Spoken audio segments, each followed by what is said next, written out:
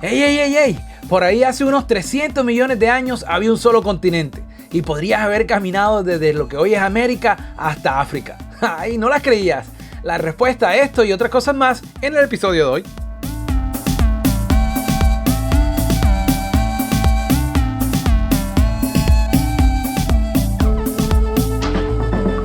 Bienvenidos a Este es mi espacio.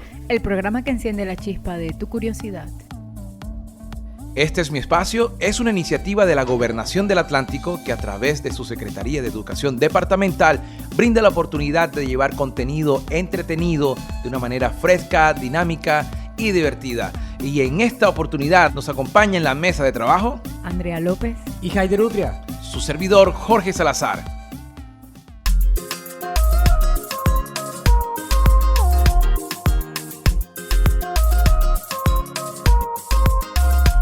Mujeres en la ciencia.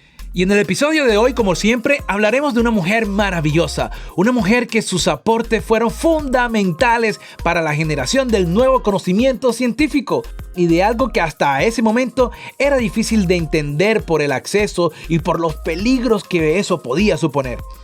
En este caso podríamos hablar simplemente de la pasión por la ciencia, pero va más allá de eso, porque esta historia también está llena de amor. El amor que te lleva a compartir con una persona tu pasión hasta los últimos instantes de tu vida. Esta es la historia de Katia Kraft. Si escuchan en el fondo algún sonido extraño, no se asusten.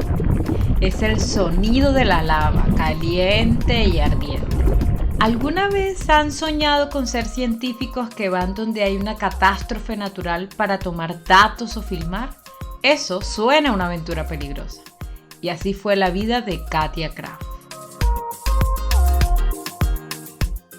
Nacida el 17 de abril de 1942 en Givors, una ciudad francesa. De niña le encantaban los volcanes y viajó con sus padres a ver alguno de ellos, como el Etna y el Stromboli.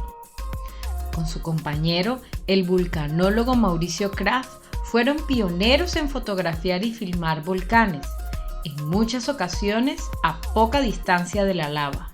Gracias a sus reportajes gráficos, ayudaron en algunas ocasiones a las autoridades locales a convencer a la población de la necesidad de evacuar algunas zonas. Katia Kraft decidió estudiar en la Universidad de Estrasburgo, especializándose en física y geoquímica, pero lo que más feliz le hizo fue conseguir su primer trabajo como vulcanóloga en sitios activos. Los Kraft fueron vulcanólogos importantes gracias a la difusión del conocimiento. A pesar que el trabajo de la pareja sobre volcanes fue muy importante para la actividad científica y el mundo académico, la reputación que tienen no solo se basaba en esto. Para ellos era importante expandir toda esa información de todas las maneras posibles, por conferencias, por libros, publicaciones en revistas e incluso les encantaba hacer exposiciones como una muy famosa que tuvo lugar en Kagoshima en 1988. Pero sin duda alguna, una de sus mayores, proezas en el momento de divulgar su conocimiento fueron las películas que grabaron ellos mismos en la cima de los volcanes activos más peligrosos del mundo. Fueron parte de los eventos realizados para divulgar toda esta información. Los Kraft eran tan activos como los volcanes que estudiaban y querían hacer ver al mundo lo impresionantes que resultaban estos fenómenos geológicos. Katia había hecho expediciones a Italia, Islandia, Indonesia, África, América, Hawái y Nueva Zelanda, entre otros países. Y gracias a todos estos reportajes e investigaciones de campo sobre los volcanes activos más peligrosos del mundo, le fueron otorgados varios premios. Entre ellos, uno bastante privilegiado, el Premio de la Sociedad Geográfica de París, que obtuvo en el año de 1975. En los últimos años, trabajó en el diseño de material audiovisual informando sobre el riesgo volcánico de las poblaciones amenazadas y los dispositivos de alarma y auxilio temprano. En el primero de estos videos, que fue conocido como Entendiendo los peligros volcánicos, realizado a petición por la UNESCO, se presentó en el Congreso de Maguncia en otoño de 1990. Y curiosamente, un año después, en junio de 1991, se utilizó la información que contenía el video durante el despertar desastroso del monte Pinatubo en Filipinas. Aventurera, apasionada y ambiciosa. Así era Katia Kraft. ¿Pero ambiciosa por qué? Bueno, antes de fallecer, se centró en dos proyectos muy ambiciosos. La Casa del Volcán en la isla de Reunión y Vulcania en Auvernia, Francia. El primer proyecto, hecho realidad, es un centro de información local y fue abierto en 1991 en un sitio cercano de Piton, en Francia, que era uno de los volcanes favoritos de Katia.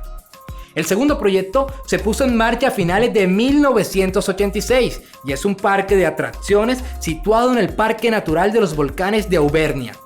Está adecuado para que conozcamos todo tipo de curiosidades sobre volcanes y sobre geología.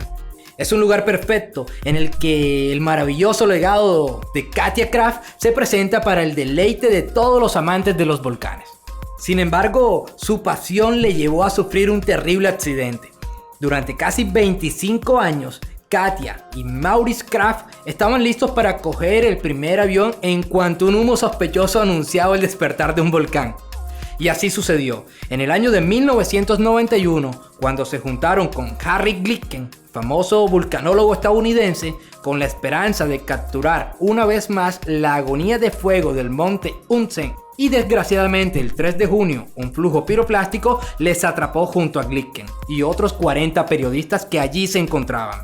Pocos días antes de morir, Maurice Kraft confió que la erupción del Unzen era sin duda la más peligrosa que habían visto en su vida. Pero a pesar de todo, este peligro no fue suficiente para que Katia se alejara y desistiera de la investigación del monte Unzen. Esta es una historia con un final trágico. Un final bastante trágico. Una historia de unos científicos apasionados, tan apasionados por su trabajo, que dejaron un legado de más de 300.000 fotos, unas 300 horas de video, unos 20.000 trabajos geológicos y también unas 6.000 litografías y pinturas antiguas.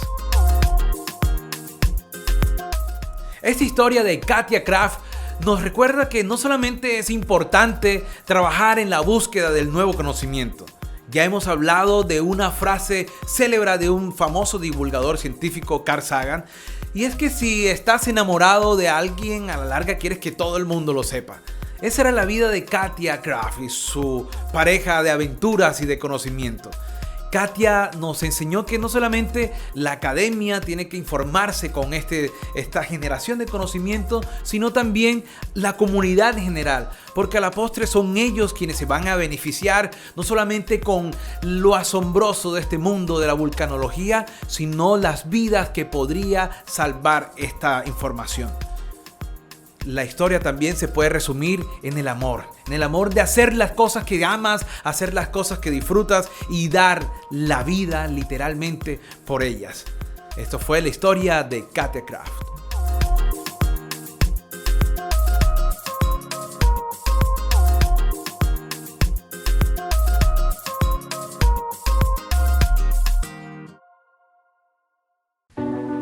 Hoy, ponerse a metros de alguien no es abandonarlo, es cuidarlo a la distancia para poder reencontrarnos mañana. Cuando guardas la distancia, tu cuerpo está a 2 metros, pero nuestros corazones están uno al lado del otro. Guarda la distancia, evita el contagio. Cuando te cuidas, me quieres. Cuando me cuido, te quiero. Si queremos, podemos. Gobernación del Atlántico.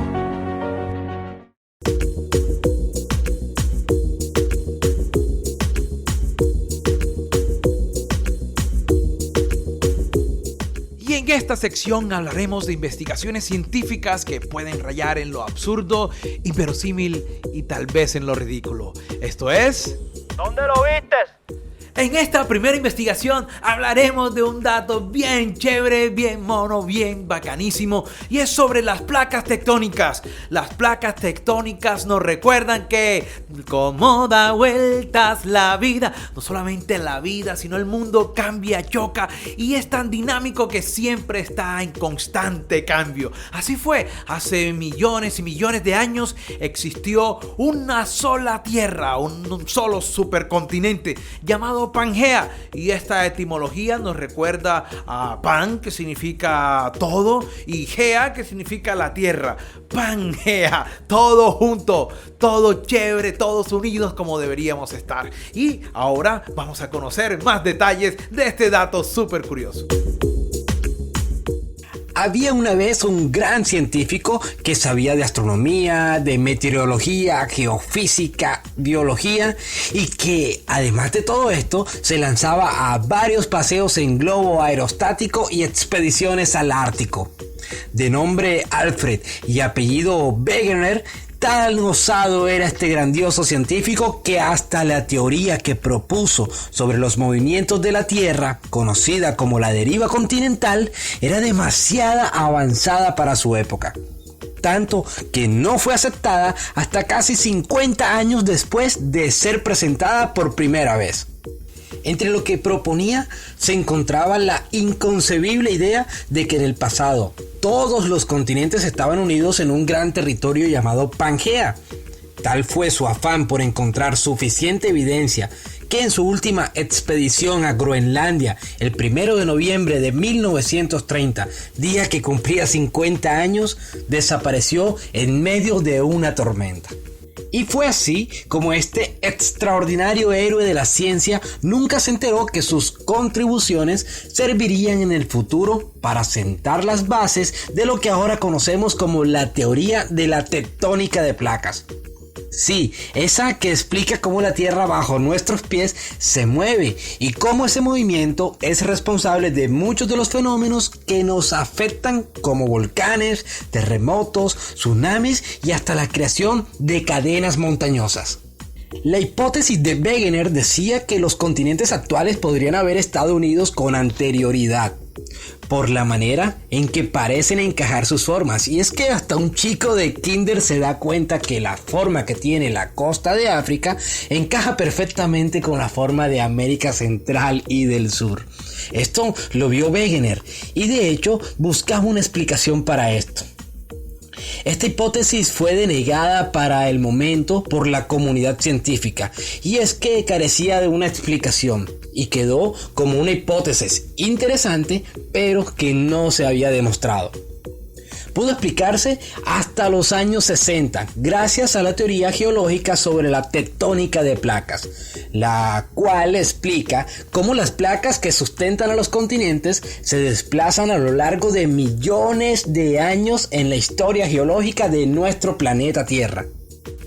Bueno, pero a todas estas, ¿por qué se mueven los continentes? Bueno, ese movimiento se puede explicar a que continuamente sale material del manto que está por debajo de la corteza oceánica. Así se crea una fuerza que empuja las zonas ocupadas por los continentes, en este caso, desplazándolos. Las evidencias de que realmente existió la Pangea, es decir, que los continentes en algún momento estuvieron formando este supercontinente, son varias, entre ellas las biológicas, donde se descubrieron cordilleras con la misma clase y edad de las rocas en varios continentes como Suramérica y África. Mientras que las evidencias paleoclimáticas son visibles al encontrarse placas de hielo en algunos continentes que actualmente están muy separados entre sí, por lo que, siguiendo la hipótesis anterior, África, India y Australia estaban ubicados junto a lo que hoy conocemos como la Antártida.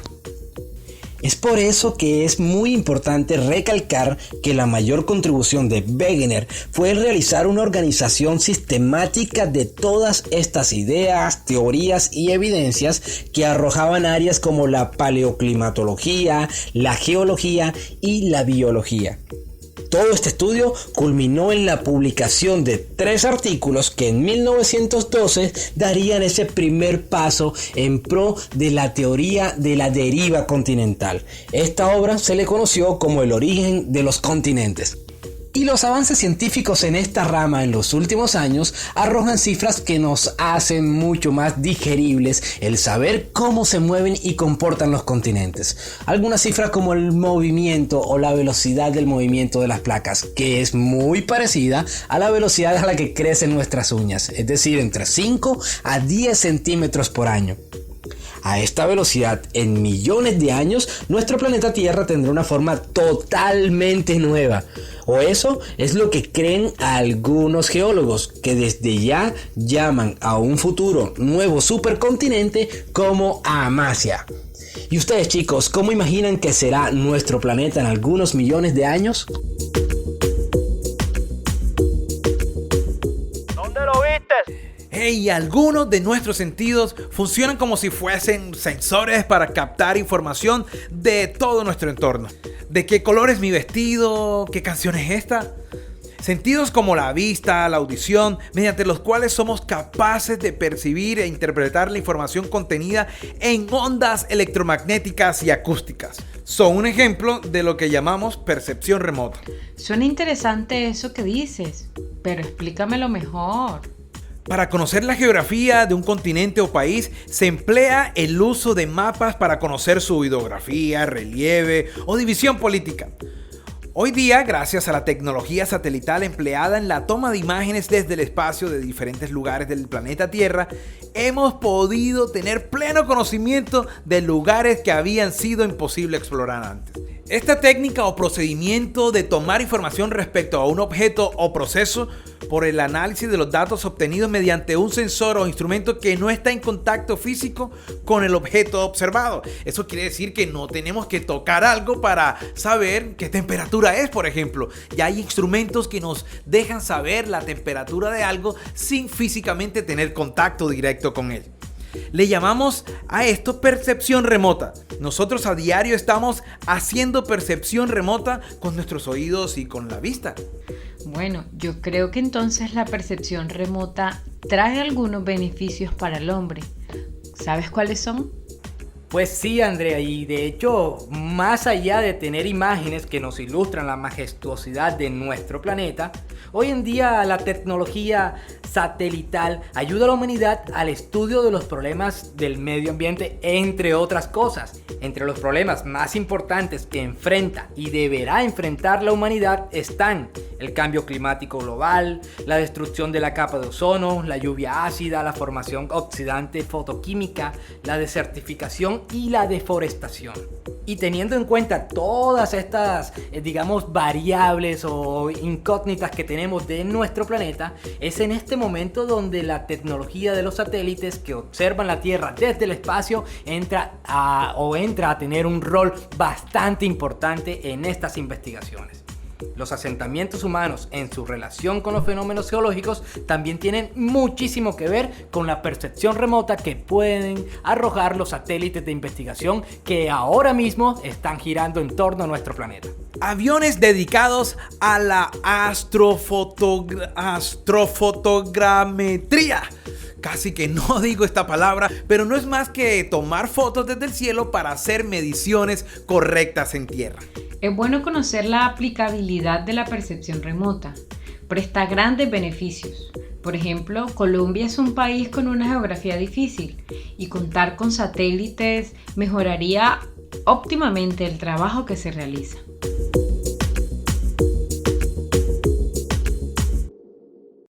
Hoy lavarse las manos no es ser cobarde, es entender el valor de una caricia y que la vida de los demás está en las nuestras. Con una caricia, di te quiero. Con tus manos limpias, di te cuido. Lávate las manos, evita el contagio. Cuando te cuidas, me quieres. Cuando me cuido, te quiero. Si queremos, podemos. Gobernación del Atlántico.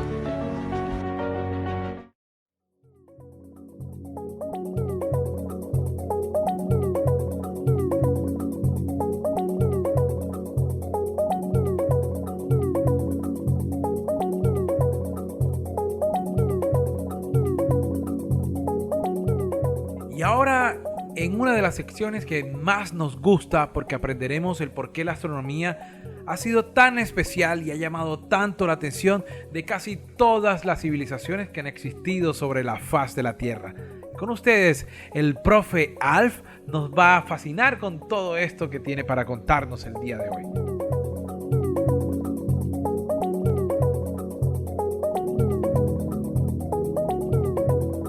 El espacio para el espacio.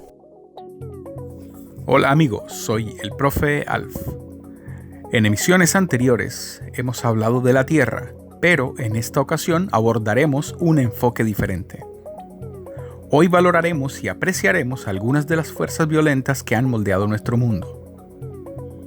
La Tierra es el más pesado, el más denso, el más grande, el de más rápida rotación y el único que tiene placas tectónicas activas entre los 4 planetas rocosos.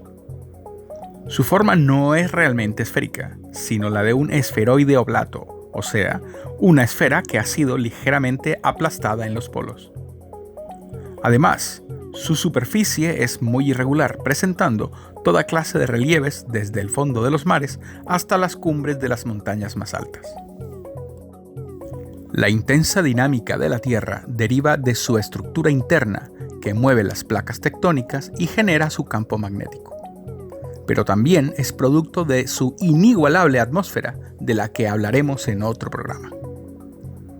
Los estudios sismológicos y la medición del campo magnético de la Tierra permiten construir un modelo de su estructura.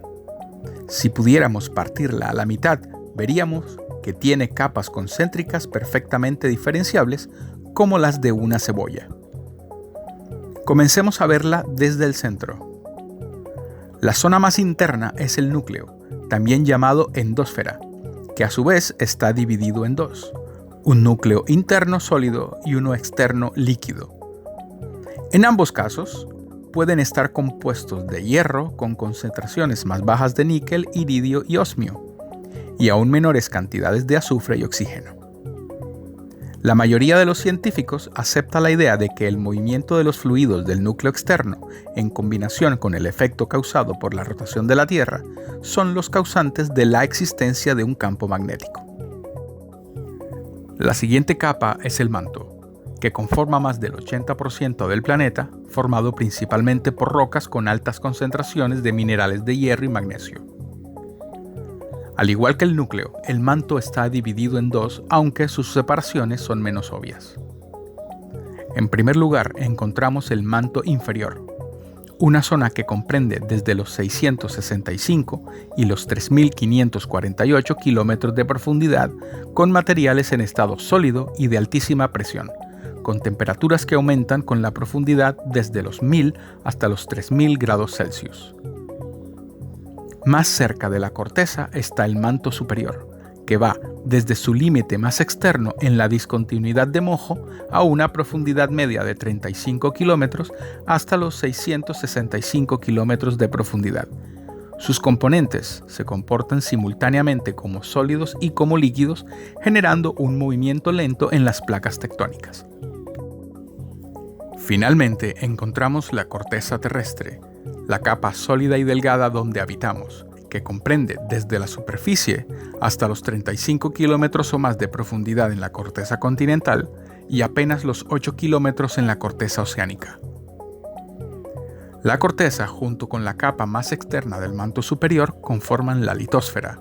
De las raíces griegas litos y esfaira, traducen literalmente esfera de piedra, correspondiendo a la zona exterior del planeta, que se encuentra fragmentada en las conocidas placas tectónicas o litosféricas. Es justamente en esta delgada cáscara donde vivimos, con las consecuencias de toda esa dinámica oculta bajo nuestros pies. Existen 15 placas principales y 43 placas secundarias.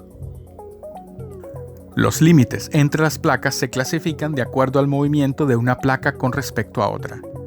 En primer lugar tenemos los límites divergentes, que son aquellos entre placas que se separan, como la dorsal mesoatlántica entre las placas sudamericana y africana, que provoca anualmente una separación de 3 centímetros entre ambos continentes. En segundo lugar tenemos los límites convergentes, que a su vez se dividen en límites de subducción y de colisión. Un ejemplo del primero, de subducción, ocurre en el límite de la placa del Pacífico que se interna por debajo de la placa euroasiática frente a la costa japonesa, generando grandes sismos, vulcanismos y tsunami.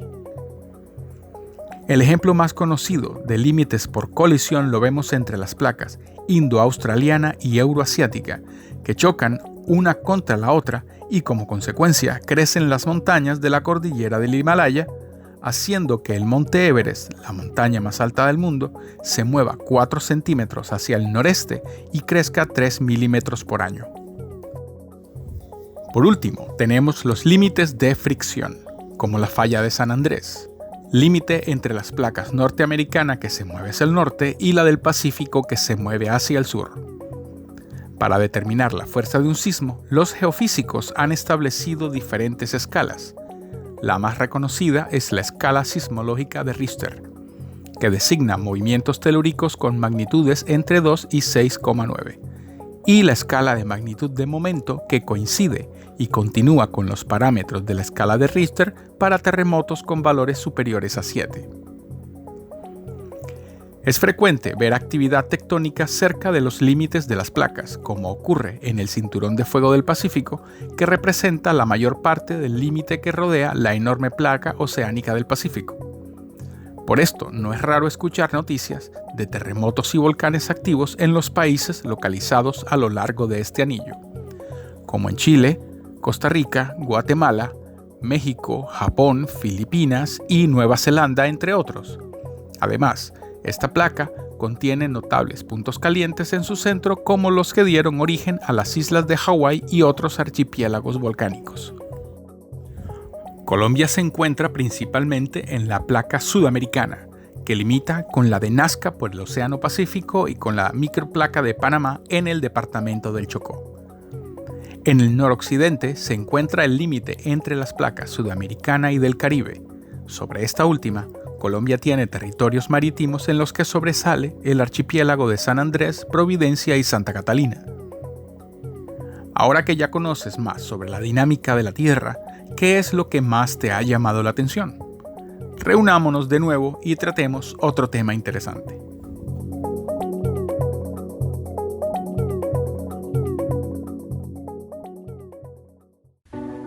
Hoy taparnos la boca no es callar, es decir, te quiero. No te calles, sonríe. Con tus ojos, di te quiero. Con tus ojos, di te cuido. Usa tapabocas. Cuando te cuidas, me quieres. Cuando me cuido, te quiero. Si queremos, podemos. Gobernación del Atlántico.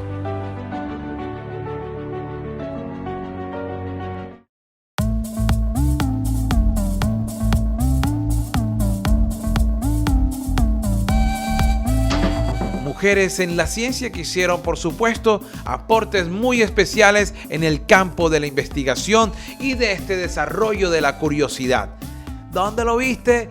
Y nuestro profe Alf con el espacio del espacio nos han brindado un episodio bastante interesante. Esto ha sido todo en este capítulo de Este es mi espacio. Esperamos que tengan muchas, pero muchas más preguntas que respuestas.